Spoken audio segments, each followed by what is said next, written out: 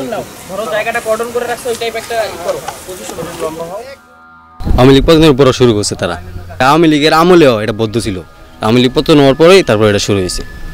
দিনের বেলা বালু তুলে না, তুলে রাত্রে। কখন কটা থেকে পর্যন্ত? ধরেন রাতে 10টা থেকে সকাল 5টা পর্যন্ত তোলা হইব, আবার সকাল 5টা পরে দেওয়ার ব্যবসা শুরু করে দিব। মিশিং দিকে তুললেয়া তারপরে এই যেন স্ট্রাইক দেয়, স্ট্রাইক দিকে গাড়ি কাছে বিক্রি করে। কারা মাটি এই বালুটা উত্তোলন করে? প্রশংসালী লোক, আমরা চিনা হয়েছে না, আমরা আশেপাশে নাই আর কি, একজন আমরা আশেপাশে আমাদের বাড়ি নাই তাদের, অনেক দূরে দূরে দূরে এসে। এলাকার নেতা ফেতা আছে বিএনপির, এরা কাটে বালু, আর ওই ক্ষমতা এরা কাটে বালু, এতে মানুষ অনেক ক্ষতিগ্রস্ত হইতেছে। এবং আগে মানুষ নদীতে এসে গোসল টোসল করছে, আর বাচ্চারা আসলে যদি গাঙ্গে পড়ে যায় মৃত্যুর আশঙ্কা আছে, এরা এই জন্য আগে আসে না। মানুষ মাছটা ধরতো, প্রাকৃতিকটা সুন্দর ছিল, কিন্তু এখন সুন্দরটা নষ্ট হয়ে গেছে। এরা বালু তুলে মানুষের ক্ষেত নষ্ট হয়, আমাদের পাশে জমি আছে এগুলো ভাঙতেছে, এদেরকে বললে শুনে না। আমি আমলেও তুলতো, কিন্তু অনেক বন্ধ ছিল, 10-12 বছর পরে এরা তুলতেছে, অনেক বালু তুলছে। গাঙ্গের অনেক বড় একটা রেখা হয়ে গেছে, মানুষ কথা বললে তারা শুনে না, এরা পশুর মতো আচরণ করে।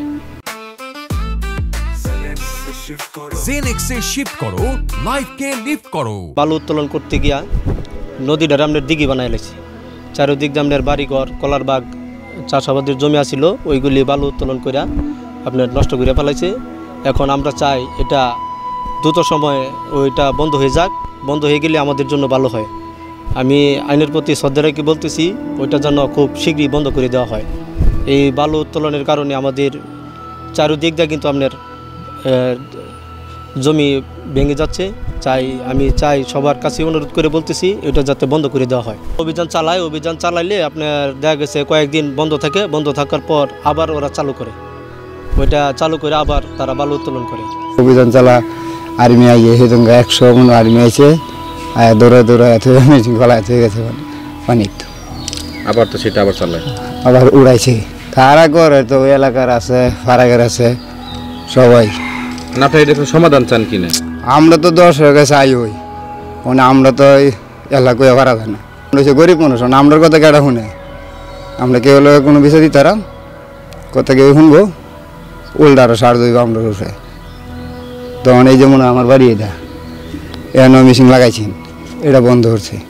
এই যে গুরুস্থান না, এটা আমরা এলাকার গুরুস্থান, পরে মানে এটা বাধা দিয়েছে দেখে এটা বন্ধ, পরে হ্যাঁ হচ্ছে, পরে সেনাবে নিয়ে আয়া পরে আমার এটা দাওয়াই হয়ে গেছে। ওই যে গুরুস্থানের এখানে মাটি ভেঙে দিতেছে এরকম কিছু?